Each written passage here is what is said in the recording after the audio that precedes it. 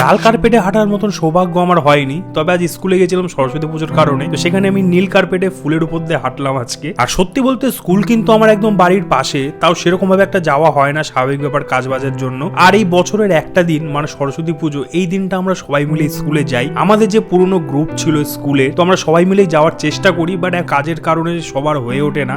Plus আজকে ছিল হচ্ছে সোমবার, সেই কারণে আরো অনেকেই আসতে পারেনি আজকে। আর আমার যেতে আজকে একটু লেট হয়ে গেছিল, স্বাভাবিক ব্যাপার, অর্ডার ছিল, অর্ডার কমপ্লিট করে আমার যেতে হয়েছিল। আর আমি এখানে গিয়ে পৌঁছে দেখি এখানে সবাই অঞ্জলি দিতে বসে গেছে ভাইয়েরা। তো এইটা দেখে আমার সেই আগের দিনের কথা মনে পড়ে গেল, যখন আমরাও ছোট ছিলাম আর আমিও এরকম কোনো একটা জায়গায় বসে থাকতাম স্কুলে অঞ্জলি দেওয়ার জন্য। যেহেতু একটা গ্রুপ অঞ্জলি দিতে বসে গেছিল, হাতে কিছুটা সময় ছিল, তাই আরো কিছু বন্ধু আমাদের আসা বাকি ছিল, তো তাদের জন্যই বাইরে গেছিলাম। আর তখনই আমাদের কাছে কল আসে যে অঞ্জলি দেওয়া আবার স্টার্ট হয়ে গেছে, তো আমরা দৌড়ে তারপর চলে আসি অঞ্জলি দিতে। আর এখানে ফুল নিয়ে একটুখানি কাড়াকাড়ি হচ্ছিল ছোটদের মধ্যে। স্কুলে গেলে যেমন ছোটবেলার স্মৃতিগুলো মনে পড়ে, তেমনই মনে পড়ে হচ্ছে আমাদের স্যার ম্যামদের কথা, কারণ তাদের কাছেই আমরা স্কুলে বেশিরভাগ সময় শাসন আর মার দুটোই পেয়েছি। আর ইনি হচ্ছে আমাদের স্কুলের দীপঙ্কর স্যার, যিনি ইংলিশ পড়ান আমাদের। আর 11-12 আমি এনার কাছে ইংলিশ পড়েছিলাম। আর তারপর এখানে যোগ্য কমপ্লিট হলে আমরা ফলপ্রসাদ খেয়ে বেরিয়ে যাই। আর যেহেতু অনেকদিন পর আমাদের সবার দেখা হয়েছে, তাই ফটো তুলছিলাম। তোলার পর যেহেতু উপোস ছিলাম, তাই কিছু খেতে তো হবে, তাই কচুরি খেয়ে আজকের মতন অঞ্জলি পর্ব শেষ করি।